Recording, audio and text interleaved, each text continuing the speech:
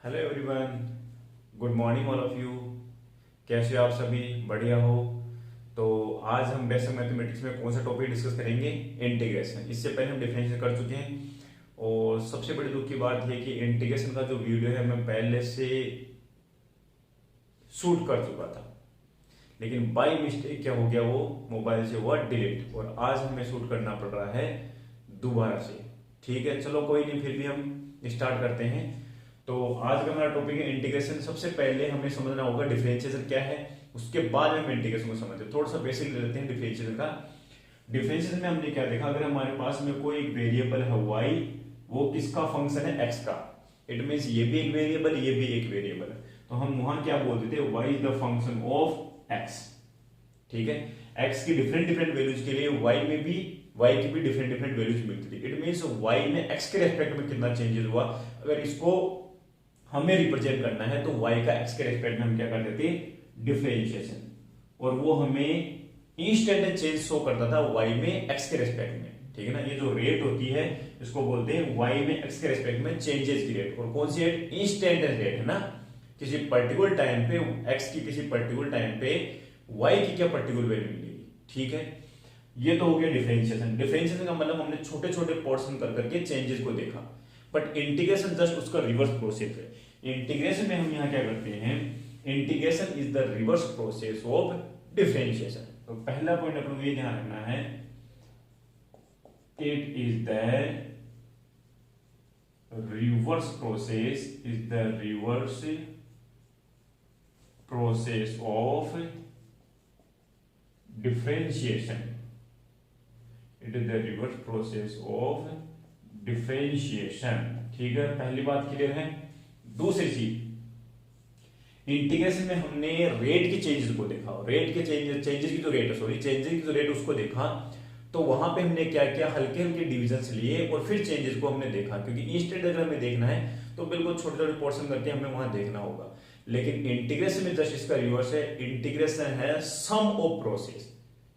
ठीक है ना, ये प्रोसेस ऑफ सम हो गया, जोड़ने का प्रोसेस है। मतलब यहां पे हम क्या करेंगे, वही चीज यहां पे कंडीशन रखने वाली है, y किसका फंक्शन है? x का फंक्शन है। फॉर एग्जाम्पल मैंने यहां पे लिया है x square plus 2x plus 3। अब यहां पे x की डिफरेंट डिफरेंट वैल्यूज है, तो y की जो जितनी भी वैल्यूज है उनको हम कैसे ऐड करें? ऐड करने के दो तरीके होते हैं। एक तो होता है डिस्क्रीट वैल्यूज को ऐड करना, और एक होता है कंटिन्यूस वैल्यूज को ऐड करना। तो डिस्क्रीट वैल्यूज के लिए अगर हम ऐड करते हैं तो सिग्मा यूज करते हैं, और कंटिन्यूस वैल्यूज को अगर हम ऐड करते हैं तो हम यूज करते हैं इंटीग्रेशन। कुछ इस तरह का सिंबल यूज करते हैं। क्लियर है यहां तक? चलिए, दी हमें डिस्क्रीट वैल्यूज बोले तो जैसे कि आपको दिया 1 2 3 4 5 6 7 कुछ ऐसे कुछ वैल्यूज दी गई, तो ये सिग्मा क्या कहता है? इसको ऐसे लिखना है 1 प्लस 2 प्लस, बस बीच में प्लस लगा रहे हैं, इनको ऐड करना है। तो डिस्क्रीट वैल्यूज को ऐड करने के लिए सिग्मा यूज करते हैं, और कंटिन्यूस वैल्यूज को ऐड करने के लिए इंटीग्रेशन यूज करते हैं। ठीक है, इतना ही फर्क था। तो यहां पे दूसरा हमारे पास में क्या आ गया? It is the process of, it is the process of sum, it is the process of sum. और इसका जो रिप्रेजेंटेशन है बेटा ध्यान रखना है, इसका जो रिप्रेजेंटेशन है वो होता है, फॉर एग्जाम्पल मिल लिया, if y is the function of f(x), then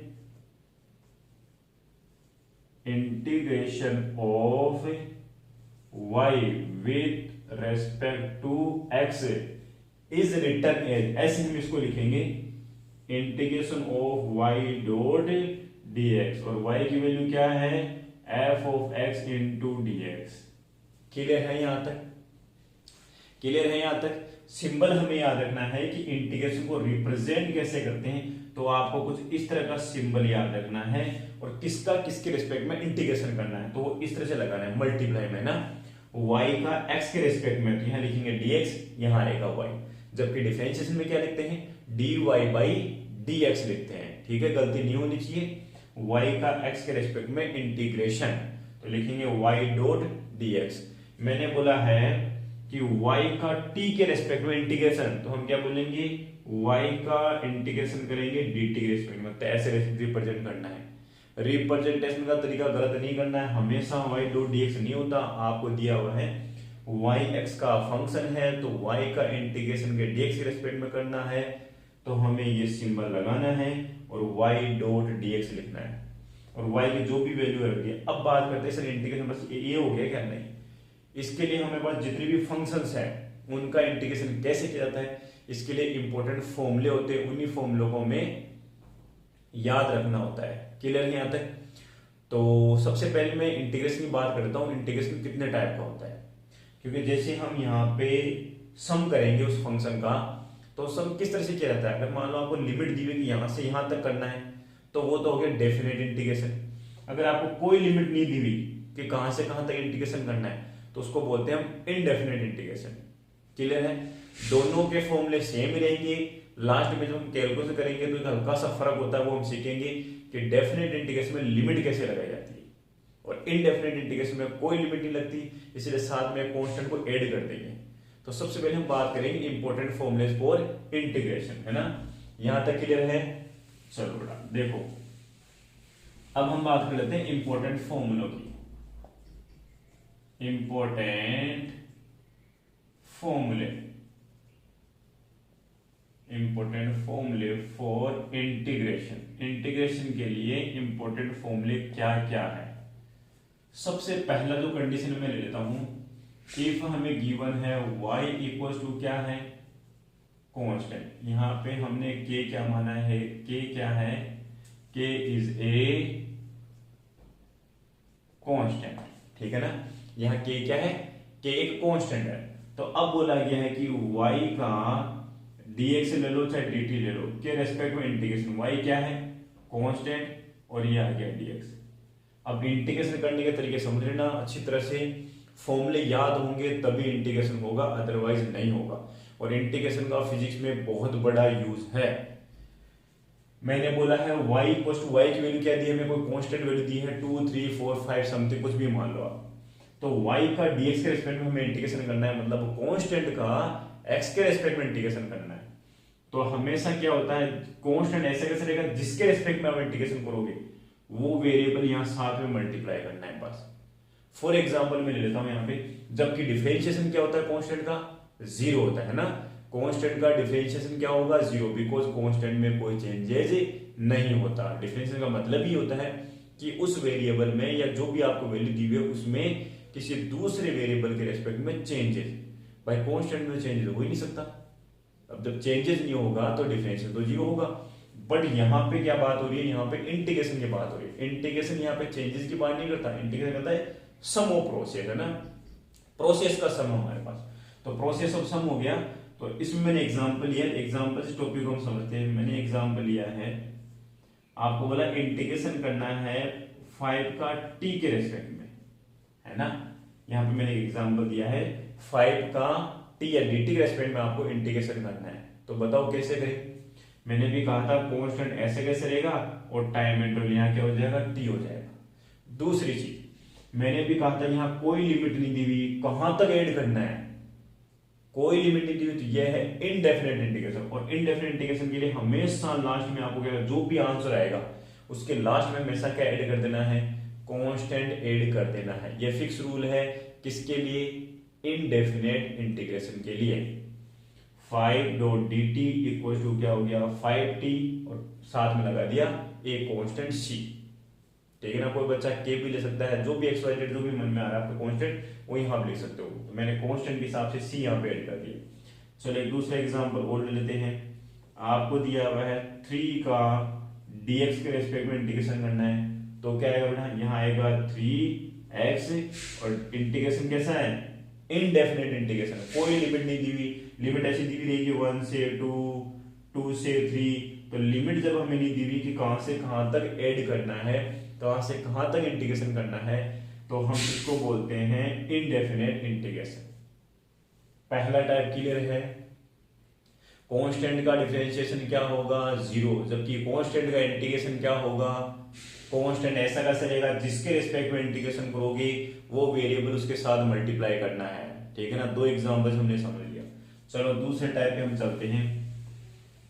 दूसरा टाइप हमें क्या दिया हुआ है, बोला है कि y is the function of x और y को शो दिया हुआ है xn है। n क्या है यहाँ पे, n एक रियल नंबर है, n एक क्या है यहाँ पे रियल नंबर। n की डिफरेंट डिफरेंट वैल्यूज यहाँ हो सकती है, बट n की वैल्यू -1 नहीं होनी चाहिए, बड़ा ध्यान रखना। बट n की वैल्यू -1 नहीं होनी चाहिए और बाकी कोई सी भी n की वैल्यू आप ले सकते हो। क्यों नहीं होगी, हम यहाँ पे जब इंटीग्रेशन किया गया तभी मालूम हुआ कि n की वैल्यू -1 नहीं होनी चाहिए, क्योंकि उसके लिए फॉर्मूला वैलिड नहीं होगा। तो यहाँ पे ये हमारा दूसरा टाइप हो गया। तो इंटीग्रेशन करना है बेटा किसका, y का dx के रेस्पेक्ट में, y क्या है x की पावर n इंटू dx। तो इसका फॉर्मूला है x की power n+1 divided by n+1। Differentiation में क्या होता था, n आगे आता था और x के ऊपर n में से एक पावर कम होती थी, जबकि यहाँ क्या है पावर्स बढ़ती है, एक से रेज्ड होती है आपकी n+1 डिवाइडेड बाई n+1। अभी मैंने कहा कि n की वैल्यू -1 क्यों नहीं होनी चाहिए, आप बेटा यहाँ पे खुद ही n इक्वल टू -1 पुट करके देखो क्या आ रहा है। सर यहाँ तो आ रहा है -1+1 x की पावर 0, तो ये तो हो गया 1, कोई दिक्कत नहीं है। बट नीचे क्या आ रहा है आप देखो, यहाँ पे नीचे 0 आ रहा है और किसी भी डिजिट में जब हम जीरो से उसको डिवाइड करते हैं तो वैल्यू आती है इनफाइनाइट, जो कि इनडेफिनेट होती है, डिफाइन नहीं होती। ठीक है, उसको हम डिफाइन नहीं कर सकते, वो इनडिफाइंड होती है। इसलिए अगर जब आपकी इनडिफाइंड है तो यहाँ पे n इक्वल टू -1 नहीं आएगा। क्लियर है यहाँ तक? चलो ठीक है, एग्जाम्पल एक इसको समझते हैं। यहाँ पे लिया है एग्जाम्पल, चलो पहला एग्जाम्पल लेते हैं। आपको दिया हुआ है t² का dt के रेस्पेक्ट में इंटीग्रेशन करना है, बताओ कैसे करें। क्या ये इस फॉर्म का फंक्शन है? बिल्कुल सेम टू सेम इसी पैटर्न का इंटीग्रेशन है। यहां लिखा हुआ है t² इंटू टी स्क्वायर का मतलब क्या हो गया सर, t की पावर n, t की पावर n, x की पावर n लिख लो या t की पावर n लिख लो, एक ही बात है। तो क्या कह रहा है ये tn+1 2+1 डिवाइडेड बाई 2+1, तो कितना हो गया t³ 3। और कैसा इंटीग्रेशन है? इनडेफिनेट इंटीग्रेशन है, तो क्या ऐड हो जाएगा प्लस का c। चलो दूसरा एग्जांपल और ले लेते हैं। दूसरा एग्जांपल है आपके पास में √x से √x का dx के रेस्पेक्ट में इंटीग्रेशन करना है। अब बच्चा बोलेगा सर इस टाइप के पैटर्न का तो क्वेश्चन है ही नहीं, x की पावर है, बिल्कुल इसी टाइप का ही है। अंडर रूट का मतलब होता है पावर हाफ, अंडर रूट का मतलब क्या होता है पावर हाफ, तो मैं इसको ऐसे लिख सकता हूं, बिल्कुल सर आप ऐसे लिख सकते हो। अब ये सेम टू सेम इसी फॉर्म का ही इंटीग्रेशन है, x की पावर हाफ, तो यहाँ पे क्या हो जाएगा x की power half +1 divided by half +1, तो क्या हुआ x की पावर 3/2 डिवाइडेड बाई 3/2, तो क्या हुआ 2/3 और x की पावर हो गया 3/2 और प्लस हमने क्या लगा दिया c। c क्यों लगाया? बिकॉज ये किस टाइप का इंटीग्रेशन है? इनडेफिनेट इंटीग्रेशन है। क्लियर है? एक तो और एग्जांपल लेते हैं और समझने की कोशिश करते हैं इस पॉइंट को। देखो एग्जाम्पल नंबर 3 मैं लेता हूं यहाँ पे, एग्जाम्पल नंबर 3 आपको दिया हुआ है इंटीग्रेशन ऑफ x की पावर -3/2, इसका करना है dx के रेस्पेक्ट में इंटीग्रेशन। ये भी वही फॉर्म है, -3/2 भी एक रियल नंबर है, तो x की पावर -3/2 +1 डिवाइडेड बाई -3/2 +1 है ना, x की power n+1 divided by n+1। n यहाँ पे क्या है -3/2, तो यहाँ पे हमारे पास वैल्यू कितने -3/2 प्लस कितना होता है -3 + 2 -1/2 डिवाइडेड बाई नीचे भी क्या हुआ आपका -1/2, वैल्यू क्या आ रही है -2x -½ ठीक है। इसी को और सिंप्लीफाई को तो हम ऐसे भी लिख सकते हैं ना -2 डिवाइडेड बाई √x, ठीक है ना, और कांस्टेंट c तो लगाना ही है। ये कैसे लिखा मैंने, x की पावर -½ पावर हाफ का मतलब होता है अंडर में और -½ का मतलब भी अंडर में, लेकिन वैल्यू कहाँ नीचे की तरफ डिनोमिनेटर में चला जाएगा वो, है ना, -2 डिवाइडेड बाई √x और हमने क्या ऐड कर दिया प्लस ही करना ही है, बिकॉज इंटीग्रेशन कैसा है इनडेफिनेट इंटीग्रेशन है। क्लियर है यहाँ तक? एक एग्जांपल और ले लेते हैं। चलो एक एग्जांपल और लेते हैं, फिर इस टॉपिक को करते हैं कंप्लीट। 4th नंबर का हमारे पास में क्या हुआ, integration of 1/√x into dx करो फटाफट, देखो कॉपी के अंदर 1/√x का इंटीग्रेशन करना है dx के रेस्पेक्ट में। आपको बचा बोलेगा सर x की पावर n वाली फॉर्म कहाँ गई यहाँ, तो ये तो पता नहीं कैसे आ गया, ये उसी टाइप की फॉर्म है। x की पावर हाफ हो गई नीचे है ना, √x का मतलब कितना हुआ x की पावर हाफ, जैसे ही नोमिनेटर में जाएगी तो क्या बन गया x की पावर -½ का dx के रेस्पेक्ट में इंटीग्रेशन करना है। अरे सही है कि नहीं, 1/√x को हम x की पावर -½ ही तो रिप्रेजेंट करेंगे।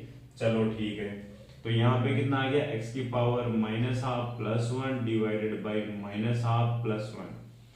पावर में एक पावर ऐड कर देते हैं, नीचे भी पावर में एक पावर ऐड कर लेते हैं, हम एक ऐड कर लेते हैं, तो हमारे पास में कितना आ गया -½ + 1 कितना होता है प्लस का हाफ, तो ये हो गया x की पावर हाफ और नीचे भी क्या हुआ ये हो गया। तो इसको हम क्या लिख सकते हैं 2x की पावर हाफ, और इसको हम क्या बोलेंगे ऐसे भी रिप्रेजेंट कर सकते हैं 2√x, और साथ में क्या ऐड करना है कांस्टेंट c ऐड करना है। क्लियर है यहाँ तक। चलो अगर हम अब बात करते हैं केस नंबर 3 की, दो केस हमारे पास हो चुके हैं, तीसरा केस क्या है, हमें गिवन है if y equals to constant और उसके साथ में गिवन है x की पावर n, तो यहाँ पे अपन क्या करना है then y dot dx equals to y की वैल्यू क्या है k इंटू एक्स की पावर n, और dx के रेस्पेक्ट में इसका करना है इंटीग्रेशन। तो यहाँ इंटीग्रेशन क्या करता है, तरीका सेम टू सेम यही है, कांस्टेंट को आपको ऐसे कैसे रखना है, इंटीग्रेशन ओनली किसका है x की पावर n का करना है आपको, किसके रेस्पेक्ट में dx के रेस्पेक्ट में। कांस्टेंट को आपको मल्टीप्लाई में रखना है, ऐसे कैसे, कांस्टेंट को आपको मल्टीप्लाई में रखना है ऐसे के ऐसे, बस हो गई लो ये फॉर्मूला। इस पर बेस्ट क्वेश्चन करें, तरीका तो यही है, कांस्टेंट को मल्टीप्लाई में रखना है आपको। देख लो सर x की पावर n का हम जब x की पावर n में करेंगे तो इसको और आगे अगर मैं सिंपलीफाई करूं तो के एज इट इज x की power n + 1 divided by n + 1, ये लो हमारे पास में फाइनल इंटीग्रेशन आ गया, और प्लस ये ऐड करना है अगर इंटीग्रेशन कैसा है इनडेफिनेट इंटीग्रेशन है। क्लियर यहाँ तक। एग्जांपल लेंगे तो ये टॉपिक और अच्छे से क्लियर होता है। चलो एग्जांपल यही डाल लेते हैं, कर लेते हैं। एक एग्जांपल आपको दिया हुआ है, इंटीग्रेशन करना है 3t का dt के रेस्पेक्ट में, 3t का dt के रेस्पेक्ट में इंटीग्रेशन करना है। तो बेटा कैसे कर देंगे, अभी मैंने कहा 3 है यहाँ पे t है, तो t तो अलजेब्रिक फंक्शन आ गया, t की पावर n कितनी है 1, देखो t की पावर कितनी है 1, तो n 1 ही तो हुआ ना, लेकिन 3 यहाँ पे क्या है कांस्टेंट, तो 3 को हमें ऐसे कैसे रखना है, इंटीग्रेशन ओनली किसका करना है t का dt के रेस्पेक्ट में इंटीग्रेशन करना है। अब बताओ क्या आंसर देंगे, सर 3 ऐसे हो गया, t का इंटीग्रेशन क्या हो जाएगा, तो t का हो जाएगा 1 + 1 डिवाइडेड बाई 1 + 1, तो बेटा कितना हुआ 3t²/2, और प्लस क्या हो गया कांस्टेंट c ऐड हो गया, बिकॉज इंटीग्रेशन कैसा है इनडेफिनेट इंटीग्रेशन है। क्लियर है यहाँ तक।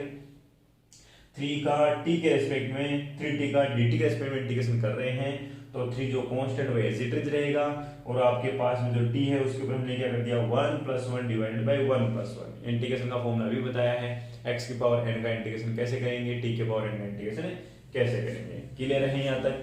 चलो एक और क्वेश्चन इस पे ले लेते हैं, एक क्वेश्चन और लेते हैं थर्ड वाले टाइप पे, इसको मिटा लेते हैं पहले। थर्ड वाले टाइप से एक और हम क्वेश्चन ले लेते हैं।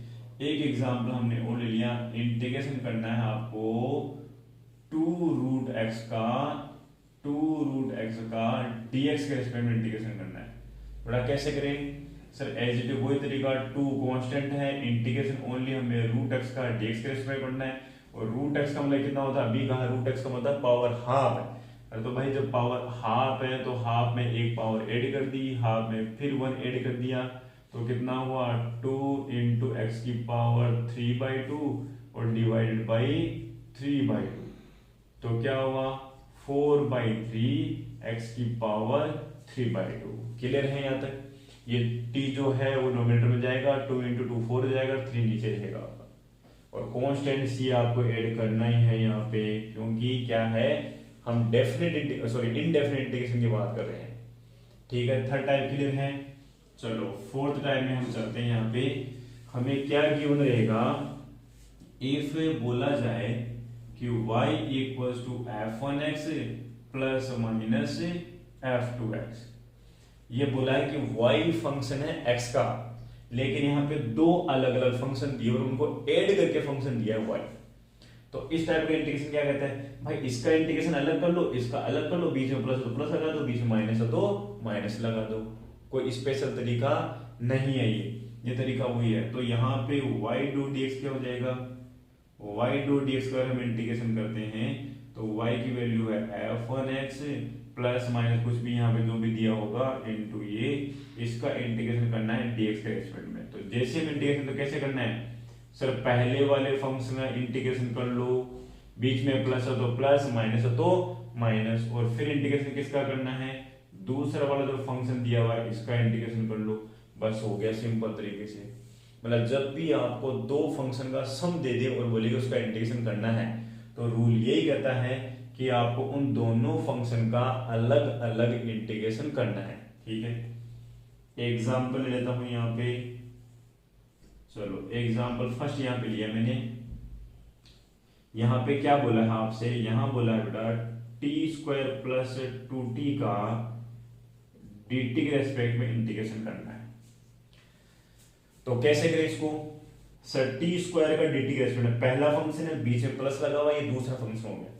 इसका मतलब इंटीग्रेशन में क्या करना है, t² का अलग इंटीग्रेशन करना है, बीच में प्लस हो तो प्लस, माइनस तो माइनस, बीच में प्लस लगा हुआ तो प्लस ही आएगा, और 2t का हमें अलग इंटीग्रेशन करना है dt के रेस्पेक्ट में। कर लो, अभी भी किया है पुण्य। t² कितना हो जाएगा, t की पावर क्यूब बाई 3, एक पावर रेज कर दी, 2 के अंदर एक ऐड किया तो 3, नीचे भी 3। 2t वाला ये कौन सा केस आ गया सर, फंक्शन के साथ कांस्टेंट आता है, फंक्शन के साथ कांस्टेंट आता है तो कांस्टेंट ऐसे कैसे, और t का इंटीग्रेशन क्या हो गया, t² बाई 2, 2 से 2 यहाँ पे कैंसिल हो गया, और प्लस ही तो हमें ऐड करना ही है। तो क्या आ रहा है, t cube by 3 plus t² plus क्या हो गया t², और ये हमने कांस्टेंट ऐड कर दिया बिकॉज इंटीग्रेशन कैसा है, इनडेफिनेट इंटीग्रेशन है। अरे क्लियर है, ये कोई स्पेशल तरीका नहीं है, ये तरीका वही है, बस ये दिया है कि आपको 2 या 3 4 जो भी फंक्शंस है वो ऐड या सब्ट्रैक्ट करके देगा बस। तो इसके लिए कोई स्पेशल फॉर्मूला नहीं है, सभी फंक्शंस का अलग अलग इंटीग्रेशन करना है। ठीक है, चौथा टाइप। चलो आगे बढ़ते हैं अपन नेक्स्ट टाइप पे। नेक्स्ट टाइप जो हमारा है वो हम लेके चलते हैं ट्रिग्नोमेट्री। ये तो अलजेब्रिक फंक्शन से रिलेटेड इंटीग्रेशन के फॉर्मूले हो गए। अगर हम फिफ्थ टाइप में चले तो इंटीग्रेशन करना है sin x का dx के रेस्पेक्ट में। तो sin x का जो इंटीग्रेशन होता है, देखो डिफरेंशियल जिसको याद होगा ना, इंटीग्रेशन आराम से याद हो जाएगा। डिफरेंशिएशन में हमने देखा था कि cos x का अगर हम डिफरेंशिएशन करते हैं तो वहां हमें मिलता है sin x। अगर sin x का इंटीग्रेशन करोगे तो वापस cos x मिल जाएगा। तो एक चीज ध्यान रखनी है, sin x का जैसे हम यहाँ पे डिफरेंशिएशन करते, सॉरी cos x का डिफरेंशियल होता था वहां माइनस sin x, गलत कर दिया ना। तो sin x का इंटीग्रेशन क्या होगा, माइनस cos x, और c तो आपको ऐड करना है ही। sin cos x का डिफरेंशियल होता है माइनस sin x, और sin x का इंटीग्रेशन क्या होगा, माइनस cos x। डिफरेंशिएशन का जस्ट रिवर्स प्रोसेस है इंटीग्रेशन। चलो देखिए, अगर हम 6 नंबर की बात करें तो integration of cos x into dx, तो यहाँ आएगा sin x। इसका मतलब वहां पे sin x का डिफरेंशिएशन क्या था, वहां पे sin x का डिफरेंशिएशन था cos x, तो cos x का इंटीग्रेशन क्या होगा, sin x। क्लियर है यहाँ तक। चलो 7 नंबर के लिए मैं बात करूं तो यहाँ मैंने लिखा है sin ax इंटू dx। ये जरूरी कि हमेशा x हमें याद रखना है, x की जगह थीटा भी हो सकता है। तो sin थीटा का d थीटा के रेस्पेक्ट में, देखो x है तो यहाँ पे यहाँ थीटा रहेगा तो यहाँ d थीटा आएगा, sin थीटा का d थीटा के रेस्पेक्ट में इंटीग्रेशन क्या आएगा, माइनस cos थीटा। यहाँ पे x y z थीटा ये सब ले रहे हैं, सब वेरिएबल है, यहाँ पे ध्यान रखना वेरिएबल हमें लेना है कि किसके रेस्पेक्ट में इंटीग्रेशन कर रहे हैं। तो sin ax का dx के रेस्पेक्ट में इंटीग्रेशन क्या होगा, देखो ध्यान से देखना सर, sin ax को ऐसे कैसे क्या लिख दो, माइनस का cos ax। ठीक है, यहाँ पे sin ax है, sin x का इंटीग्रेशन क्या हो गया, माइनस का cos, पूरा का पूरा ax ऐसे कैसे रखना है। अब बात आती है यहाँ पे कांस्टेंट टर्म है, अगर आपको डिफरेंशिएशन याद है तो वहां कांस्टेंट टर्म आगे मल्टीप्लाई में जाती थी, यहाँ कांस्टेंट टर्म क्या हो जाएगी, डिवाइड हो जाएगी। ऐसा क्यों, अभी जब हमने x की पावर n का इंटीग्रेशन किया था तो पावर्स कहां जा रही थी, नीचे है ना, x की power n+1 divided by n+1। तो वही वाला लॉजिक याद रखना है कि कांस्टेंट टर्म हमेशा डिवाइड में, वहां डिफरेंशिएट कैसे करते थे x की पावर n का, वहां x की पावर n का जब हम डिफरेंशिएशन करते थे तो वहां लिखते थे n x की पावर n माइनस वन। देखो पावर आगे आ रही है, पावर आगे आ रही है, इसका मतलब वहां जो कांस्टेंट टर्म होती है वो क्या आती है, आगे आती है ना, और यहाँ कांस्टेंट टर्म क्या रहेगी, डिवाइड हो जाएगी। चलो 8 नंबर का इसी का लेते हैं integration of cos ax। cos ax का हमें इंटीग्रेशन करना है तो क्या आएगा, cos ax के लिए क्या हो गया, cos का इंटीग्रेशन होता है sin, तो यहाँ हो गया sin ax, और वही कांस्टेंट फिर क्या चला गया, नीचे की तरफ डिवाइड हो जाएगा। अरे क्लियर है यहाँ तक, ये तो हो गए sin थीटा और cos थीटा के इंटीग्रेशन, sin x और cos x के इंटीग्रेशन। चलो नेक्स्ट टर्म पे हम चले तो बात कर लेते हैं हम किसकी, हम बात कर लेते हैं यहाँ पे sec स्क्वायर x की। sec स्क्वायर x का जो इंटीग्रेशन होता है वो होता है tan x। कैसे, tan x का डिफरेंशियल क्या होता है, tan x का डिफरेंशियल होता है sec स्क्वायर x, तो sec स्क्वायर x का इंटीग्रेशन क्या होगा, वापस tan x मिलेगा। क्लियर है।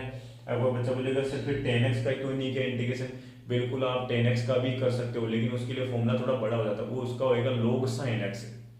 tan x का जब हम इंटीग्रेशन करने की कोशिश करते हैं उसके तरीके होते हैं अलग, tan को लिखते हैं हम sin x और cos x, तो log cos x sin x ऐसे चेंज कर करके इसको वैल्यू बनाते हैं, तो tan x का log sec x भी होता है। तो अब देखो यहाँ पे क्या हो जाएगा, इस cos x को हम t कंसीडर कर लेते हैं, जैसे हम इसका डिफरेंशिएट करते हैं तो cos x का डिफरेंशिएशन माइनस का sin x into d x equal to हो गया dt।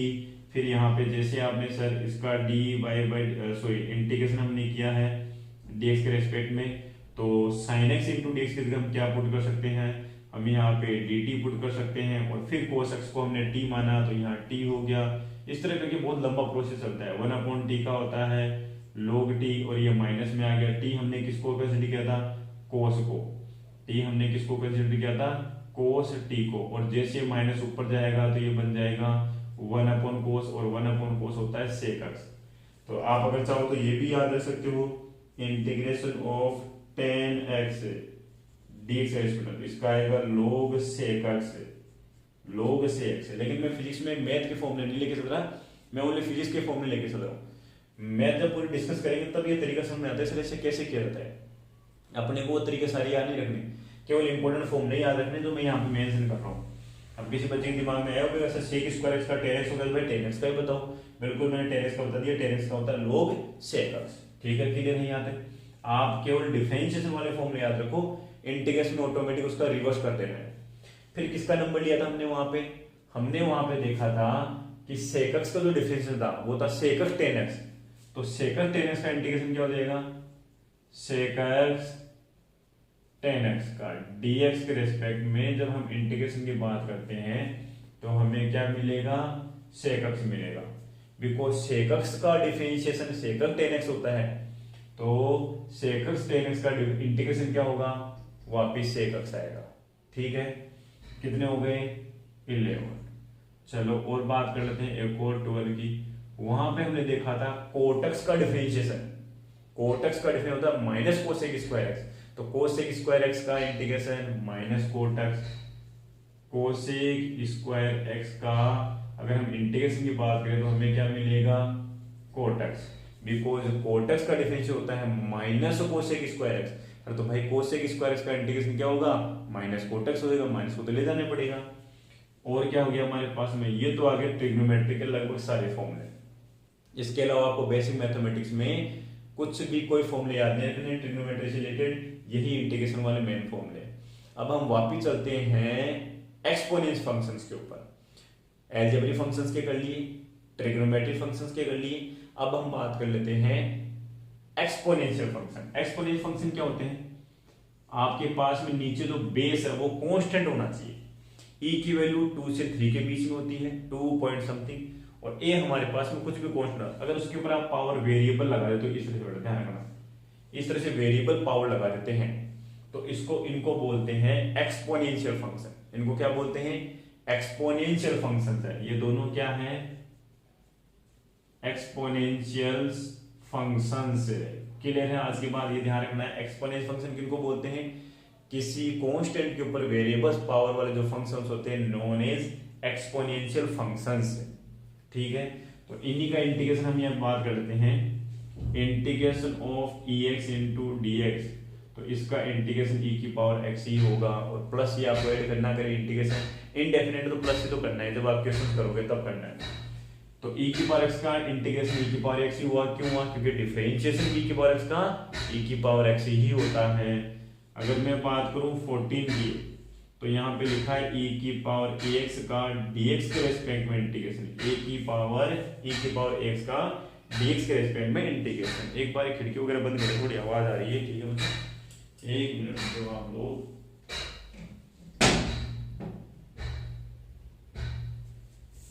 चलो e की पावर ax का dx के रेस्पेक्ट में इंटीग्रेशन क्या होगा? देखो अभी मैंने कहा e की पावर x का, तो आप एज इट ऐसे कैसे e की पावर x ही बना दो, क्लियर है? e की पावर x का e की पावर ax ही हो गया। लेकिन अभी हमने क्या बात की, सिर्फ यहाँ कांस्टेंट a है, तो कांस्टेंट हमेशा कहां चला जाता है? डिवाइड में चला जाता है। आप तो बस e की पावर ax का इंटीग्रेशन याद रखो, सर कि e की पावर x का इंटीग्रेशन e की पावर ax ही होता है, तो e की पावर ax का भी e की पावर ax ही होगा, बट कांस्टेंट डिवाइड में चला जाएगा, ठीक है? ये सभी इंटीग्रेशन में करके दिखा सकता हूँ। यहाँ पे लॉग की प्रॉपर्टी जो होती है, मैं थोड़ा सा भी इंटीग्रेशन को कंप्लीट करते करते लॉग की जो प्रॉपर्टी है वो भी आपको बता दूंगा कि लॉग की प्रॉपर्टीज क्या क्या है, उन्हीं के बेसिस में इनके इंटीग्रेशन होते हैं। लेकिन वही है, फिर मैं इनका इंटीग्रेशन करने बैठ गया कि कैसे आया, तो फिर वही मैथमेटिक्स स्टार्ट हो जाएगी, है ना? तो अपने को मैथमेटिक्स स्टार्ट नहीं करनी, बस डायरेक्ट इनके फॉर्मूले याद रखनी है। इसके बाद में हमारे पास मान लो मैं 15 पे ले लेता हूँ। यहाँ पे 15 में मैंने लिया है 1/x का इंटीग्रेशन। 1/x का इंटीग्रेशन होगा log e बेस x, और प्लस ही तो ऐड करना है। देखो वहां log x का डिफरेंस क्या था? 1/x, तो 1/x का इंटीग्रेशन क्या होगा? log e base x। log दो टाइप के होते हैं, एक होते हैं a बेस और एक होते हैं e बेस, है ना? log वो नहीं जो हमारी बात करूं मैं, log एक लोगरिथम फंक्शन होता है। log क्या है? फंक्शन है जिसको हम बोलते हैं लोगरिथम फंक्शन।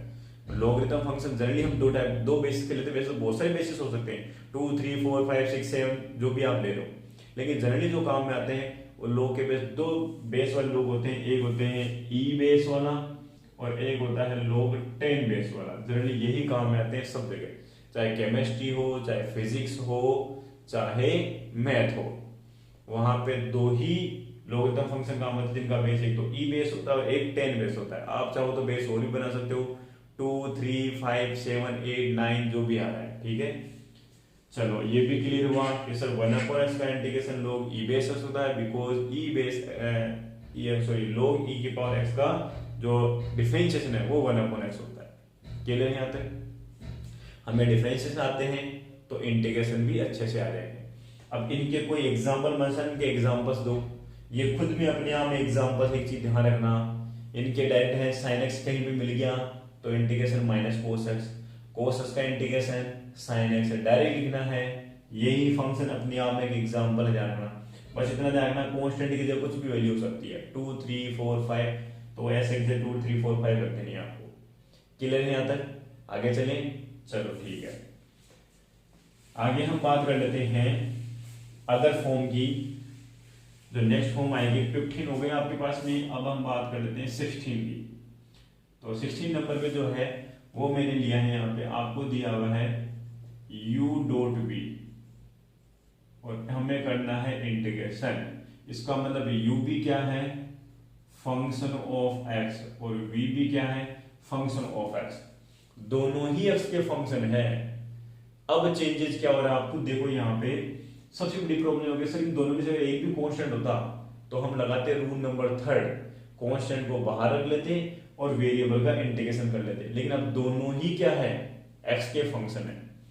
तो यहाँ पे रूल क्या कहता है कि किसी एक को कांस्टेंट रखना है, दूसरे का आपको इंटीग्रेशन करना है, फिर माइनस साइन लगाना है, जिसको आपने कांस्टेंट रखा था उसका डिफरेंशिएशन करना है, और यहाँ पे जो इंटीग्रेशन किया था उसको एज इट ऐसे करना है। जो भी आंसर आया हमारे पास में उसको हम मल्टीप्लाई कर लेंगे, इसका इंटीग्रेशन करेंगे, इसका डिफरेंस करेंगे, जो भी आंसर, फिर इसका पूरे का क्या करना है? इंटीग्रेशन करना है। अब बात आती है, कोई बच्चा बोलेगा सर किसको कांस्टेंट रखें? ये सबसे बड़ी बात है, तो ध्यान रखना, कांस्टेंट अपनी मर्जी से नहीं रखना है यहाँ पे कि सर कांस्टेंट किस टर्म को एक को रख ले, नहीं। इसके लिए एक हमारे पास में ट्रिक है, उसको बोलते हैं ILATE, आई का मतलब होता है इनवर्स फंक्शन, आई का मतलब क्या हो गया इनवर्स फंक्शन, एल का मतलब हो गया लोगरिथम फंक्शन, एल का मतलब क्या हो गया अभी जो मैंने बात की थी ना लोगरिथम फंक्शन, ए का मतलब क्या हो गया एलजेब्रिक जो फंक्शंस आते हैं एक्स की पावर वन है, और टी का मतलब क्या हो गया ट्रिग्नोमेट्रिक फंक्शन, ट्रिग्नोमेट्रिक फंक्शन, और ई हो गया अभी जो मैंने बात की थी एक्सपोनेंशियल फंक्शन, एक्सपोनेंशियल फंक्शंस। ठीक है ना, सभी फंक्शन को हम जानते हैं। इनवर्स फंक्शन कौन से होते हैं, sine inverse x, cos inverse x, tan inverse x, ये सभी आपके इनवर्स फंक्शन हो गए। लॉगरिथम फंक्शन कौन हो गए ln और log 10 बेस log 2 बेस ही हो गए। एलजेब्रिक फंक्शन कौन से हो गए x की पावर n, y की पावर n, t की पावर n जो भी दी हुई है। Trigonometric function sin x cos x, वो sin x cos x रहेंगे, ये sin इनवर्स cos इनवर्स रहेंगे, दोनों में फर्क है ध्यान रखना। इनको इनवर्स फंक्शन बोलते हैं, उनको हम ट्रिग्नोमेट्रिक फंक्शन बोलेंगे। और एक्सपोनेंशियल फंक्शन भी डिस्कस किए थे, दो टाइप के, e की पावर x और a की पावर x वाले, है ना। अब बात आती है कि सिर्फ किसको फर्स्ट माने, इस ऑर्डर में जो आपके पास दो फंक्शन हैंगे, इस ऑर्डर में जो सबसे पहले आएगा उसको आप u कंसीडर करोगे। इस ऑर्डर में आपको इस ऑर्डर में चलना है अपने को, और चेक करना है कि दोनों फंक्शन में पहला फंक्शन कौन सा इनमें से किस पैटर्न का है, इनवर्स है, लोगरिथम है, अर्थमेटिक है, ट्रिग्नोमेट्रिक है या एक्सपोनेंशियल, उसको हम u कंसीडर करेंगे। ध्यान रखना, एग्जांपल लेता हूं, मैं समझाता हूं उसको। एग्जांपल मैंने लिया है यहाँ पे, इंटीग्रेशन करना है बेटा आपको, क्या x sin x का dx के रेस्पेक्ट में इंटीग्रेशन करना है, x इंटू साइन एक्स का dx के रेस्पेक्ट में इंटीग्रेशन करना है। देखो कैसे करें, सबसे डिफरेंट प्रॉपर्टी है ये वाली प्रॉपर्टी। सर x भी x का ही फंक्शन है, sin x भी x का ही फंक्शन है। अब क्या करें सर, एक को u मान लेते हैं, एक को v मान लेते हैं। अब u किसको माने, तो यहां पे देखो x क्या है, x है सर एलजेब्रिक फंक्शन, x क्या है algebraic function, but sin x क्या है, sin x ट्रिग्नोमेट्रिक फंक्शन है। तो पहला नंबर किसका है एलजेब्रिक का, तो x को u कंसीडर करना है, x को ऐसे कैसे रखना है, इंटीग्रेशन किसका करना है sin x का इंटीग्रेशन करना है, फिर माइनस साइन लगाना है, x का x के रेस्पेक्ट में डिफरेंशिएशन, और आपने जो sin x का इंटीग्रेशन किया था वो इंटीग्रेशन, और जो भी आंसर आएगा उसका पूरे का इंटीग्रेशन, ये dx लगा दिया। अरे क्लियर है यहां तक, चलो x को ऐसे कैसे रखा, sin x का इंटीग्रेशन माइनस ए cos x, फिर लगाया माइनस x का x के रेस्पेक्ट में डिफरेंशिएशन 1 ही होगा, सिंपल ही बात है, x का x के रेस्पेक्ट में डिफरेंशिएशन क्या होगा 1, तो यहां आ गया सर 1, और sin x का क्या आया था माइनस का cos x, ये हमारे पास में आंसर आ गया। और इसका फिर हमें क्या करना है इंटीग्रेशन करना है, 1 को किसी भी चीज से मल्टीप्लाई करते हैं तो कोई इफेक्ट पड़ता नहीं है, तो माइनस का cos x ही रहेगा, माइनस को बाहर ले अगर इंटीग्रेशन तो माइनस माइनस क्या हो गया प्लस हो गया। दोबारा रिपीट करता हूं कैसे किया है, x का x के रेस्पेक्ट में डिफरेंशिएशन 1 हो गया, हटाओ इसको 1 को किसी चीज से मल्टीप्लाई करते तो कोई इफेक्ट पड़ता ही नहीं है, तो 1 तो ऐसे कैसे गया। sin x का इंटीग्रेशन क्या होता है, sin x का होता है माइनस cos x, और माइनस cos x आता है माइनस माइनस प्लस हो गया, तो यहाँ पे cos x, अब cos x का इंटीग्रेशन करना है तो क्या आ रहा है, यहाँ तो आ गया माइनस का x cos x प्लस, और cos का क्या होता है sin x, और कैसा इंटीग्रेशन है इनडेफिनेट इंटीग्रेशन है, तो प्लस ये ऐड कर दिया। अरे क्लियर है यहाँ तक, ऐसे ही एग्जांपल्स मिलेंगे। चलो एक और एग्जांपल लेता हूँ, फिर इस टॉपिक को कंप्लीट करते हैं। चलो ठीक है, ये आइलेट ध्यान रखना, ये जो आइलेट है ILATE, inverse, logarithm, algebraic, trigonometric और एक्सपोनेंशियल, ठीक है यहाँ तक। चलो मिटा देता हूँ इसको, एक और एग्जांपल लेकर इस टॉपिक को हम कंप्लीट करते हैं। आपको गिवन रहेगा यहाँ पे क्या, फॉर एग्जाम्पल मैंने ले लिया e की power minus x into e की power minus x into d x, x into e की power minus x into d x. इसका इंटीग्रेशन करने के लिए देखो पहले किसको फर्स्ट माने, अभी मैंने लिखा है ILATE, ये तो है एलजेब्रिक फंक्शन, और ये क्या है एक्सपोनेंशियल फंक्शन, एक्सपोनेंशियल फंक्शन बाद में आ रहा है, तो भाई फर्स्ट इसको मानेंगे, इंटीग्रेशन किसका करेंगे e की पावर माइनस का dx के रेस्पेक्ट में, माइनस साइन लगाएंगे, x का x के रेस्पेक्ट में डिफरेंशिएशन करेंगे, और e की पावर माइनस x का dx के रेस्पेक्ट में इंटीग्रेशन करेंगे, जो भी आंसर आएगा उसका पूरे का हमें फिर से क्या करना है इंटीग्रेशन करना है। x का x ऐसे रह गया, e की पावर माइनस x का इंटीग्रेशन, ई की पावर माइनस एक्स, लेकिन माइनस कॉन्स्टेंट है तो आगे माइनस लगाना है। अब बच्चे क्या करते हैं, ई की पावर माइनस एक्स रहते हैं, भाई माइनस भी तो है यहाँ पे माइनस का 1, तो वो कॉन्स्टेंट नंबर कॉन्स्टेंट क्या आ जाएगी आपकी नीचे चली जाएगी। अब माइनस को चाहे ऊपर मल्टीप्लाई करो चाहे नीचे मल्टीप्लाई करो, ये तो माइनस ही रहेगा। उसके बाद में माइनस साइन एक्स के रेस्पेक्ट में डिफरेंशिएशन 1 हो गया। ई की पावर माइनस एक्स का इंटीग्रेशन अभी हमने कहा है माइनस ई की पावर माइनस एक्स, माइनस ई की पावर माइनस एक्स। इसका पूरे का हमें क्या करना है, dx के रेस्पेक्ट में इंटीग्रेशन करना। माइनस को हम बाहर ले आते हैं, माइनस माइनस क्या हो गया प्लस, ये आ गया माइनस एक्स ई की पावर माइनस एक्स। ई की पावर माइनस एक्स का फिर से इंटीग्रेशन क्या हो जाएगा, माइनस ई की पावर माइनस एक्स, और ये हो गया प्लस का सी। बस ये हमारे पास में इंटीग्रेशन हो गया। इसको सिंप्लीफाई करना चाहो तो हम ऐसे लिख सकते हैं ना सर, आप क्या कर लो, ई की पावर माइनस एक्स कॉमन ले लो और माइनस का कॉमन लो, तो यहां से तो क्या बचा x, और यहाँ क्या बच जाएगा प्लस का 1 और प्लस फिर से ऐड कर दो। ऐसे भी हम लिख सकते हैं कॉमन लेके, है ना, माइनस ई की पावर माइनस कॉमन लिया और x प्लस 1 यहाँ पे रिमेनिंग आ गया। क्लियर है ये वाला टाइप, चलो ठीक है। अब हम बात कर लेते हैं आगे क्या चीज की, कि इस इंटीग्रेशन का